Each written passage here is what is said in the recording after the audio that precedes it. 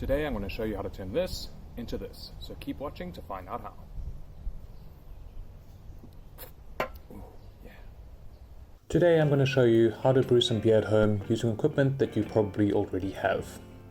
So what will you need? You're going to need a large pot. Ideally at least 4 liters in volume. If you have bigger, that's better, but try not to go much smaller than that. You'll need some malt. In this example I used some Pilsner and some wheat malt. You'll need a large sieve. Try and make sure you get a nice big sturdy one if you can. You'll also need some hops. In this recipe I've used 5 grams of Hallertau Tradition. Of course you'll need some yeast. Yeast makes the alcohol. So in this recipe I used 11.5 grams of Fermentus S33. I'm brewing a Belgian Wit today, so Belgian Wits often have some extra flavors added. Here I'm using lightly crushed coriander seeds as well as some orange peel. You'll also need water and soda water bottles, so buy 5 soda water bottles to make the beer with. First thing you need to do is empty the water into the pot and slowly start heating it up. In this pot I emptied about 3 liters of water. The idea with using soda water bottles is that they can hold pressure, so we can ferment in them as well as bottle condition in them and finally drink the beer out of them. This means that you do not need a fermenter and do not need to even buy sanitizer. When you finish with the bottle, make sure that you seal the cap to make sure it stays sanitary inside.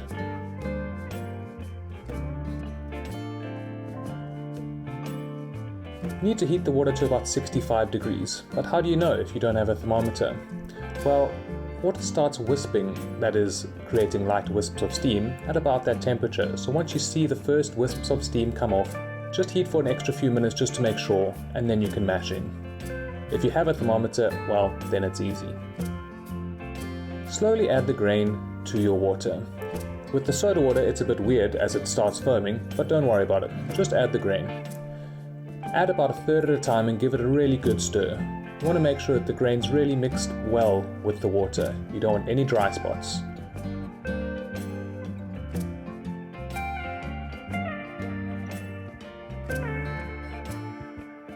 And when you're brewing, take it nice and easy. So take your time and enjoy.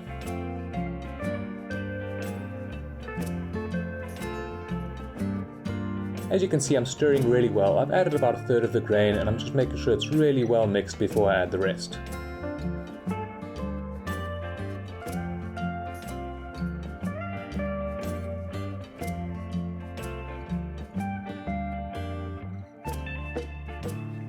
Once you've added all the grain and make sure it's mixed really well, if you have a thermometer, take the temperature again and see that you're at about 65, but if you don't worry about it. Just put the lid on and wrap the pot up to keep it nice and warm.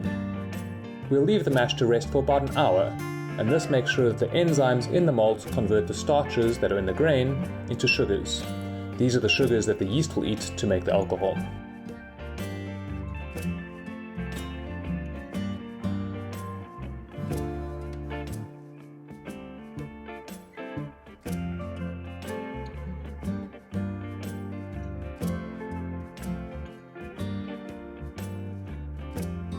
Once that's done, leave it for an hour to mash. Go have a beer if you have, or a cup of tea if you don't.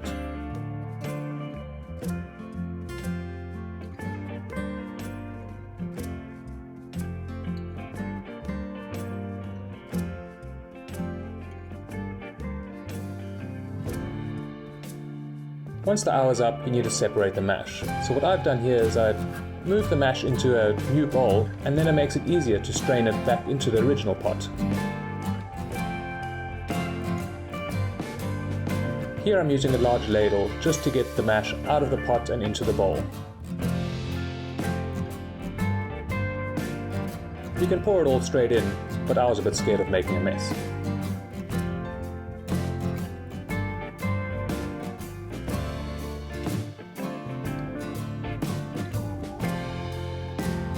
Once you've moved all the grain out, give the pot a rinse before transferring back into the pot. What I'm doing here is slowly straining the liquid out of the grain. That liquid is now called WORT.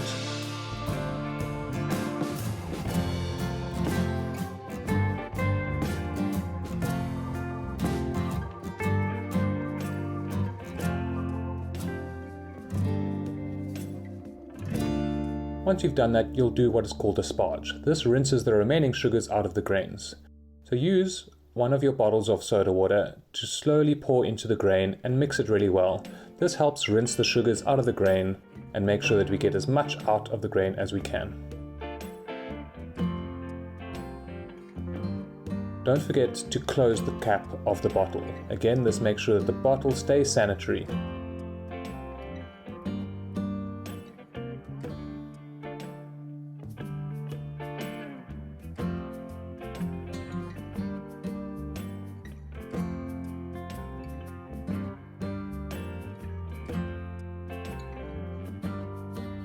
Mix the grain well before straining. There then are a few ways you can strain. What I'm showing you at the beginning is just the same way we did before, moving all the grain over and straining it into the pot.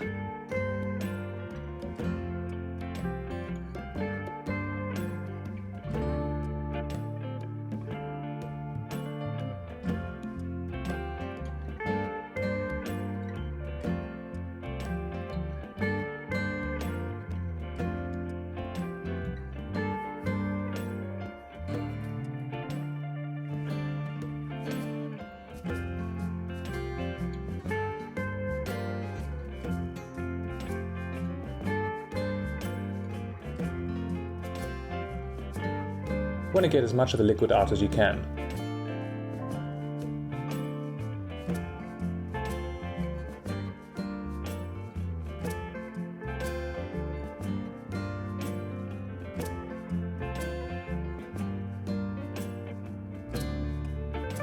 Another way to do it is to use a ladle. Simply push the ladle into the grain, let it fill up with the liquid, and then transfer this into the sieve.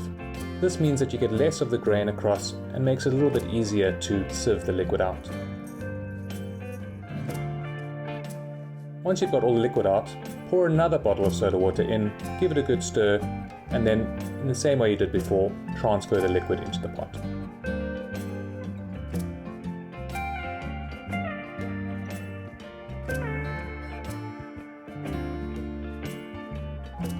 Once that's complete, you're ready for the boil.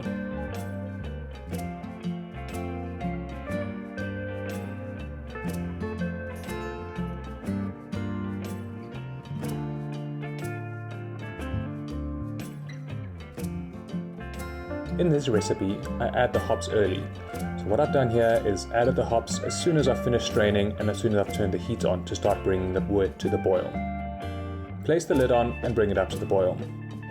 Wort is notorious for boiling over, so make sure you keep an eye on it. As soon as you start seeing it boil, make sure you give it a good stir to make sure that it doesn't boil over and make a hell of a mess.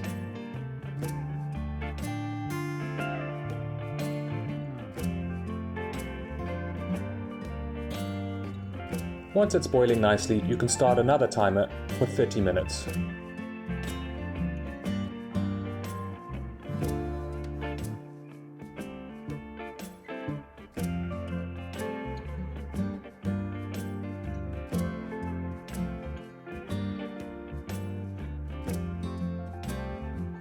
After about 20 minutes, so 10 minutes before the end of the boil, you can put the sieve back into the pot and slowly add your flavors. It looks like the wort wasn't really boiling here, but that's only because I'd stirred it quite a bit beforehand.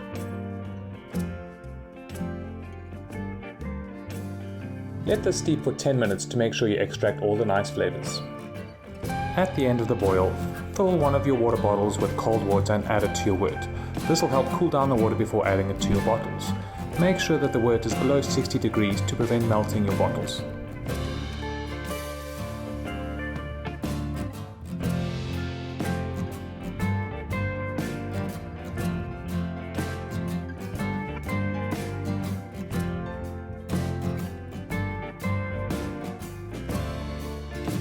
Now we need to strain the wort.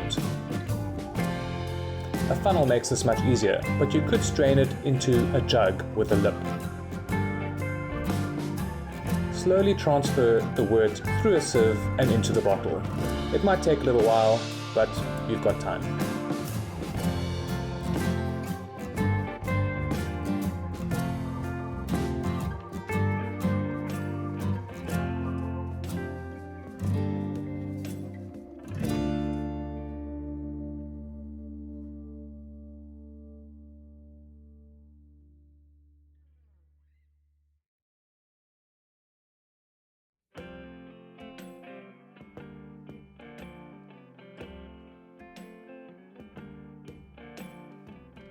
Slowly fill up the bottle.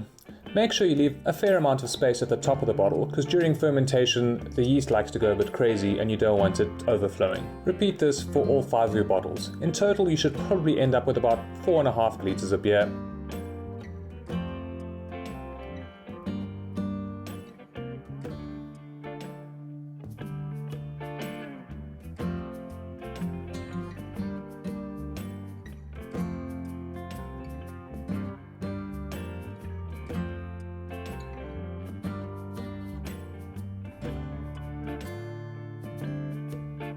When you're finished, put the lids on loosely. This allows air to flow into the bottles as the bottles cool and prevents them from compressing.